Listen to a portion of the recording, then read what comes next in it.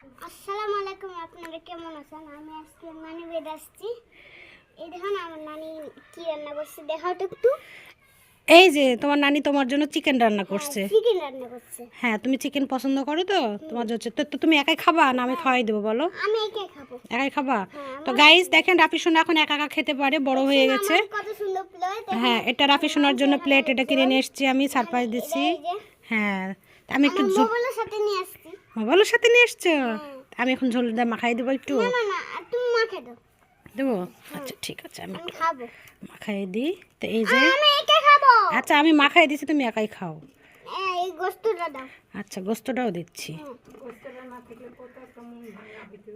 এই যে গোস্তটা ছেড়ে দিলাম। রান্না লেগ পিস রান বলতেছো কেন? Leg piece. দাও। লেগ পিস তো ছিঁড়ে খেতে হয়। এই যে নাও, এটা লেগ পিস না, ওটা লেগ পিস। এই লেগ পিস তুমি এভাবে খাবা, ঠিক আছে? আমি ছিল আমি আচ্ছা আচ্ছা না এখন খাও, ঠিক আছে এখন খাও।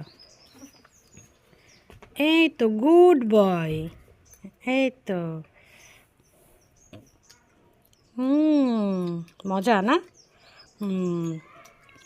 তো সবাই আমার রাফি সোনার জন্য দোয়া করবেন। ফকিরনি তাকাচ্ছে, নুপুর ফকিরনি তাকাচ্ছে।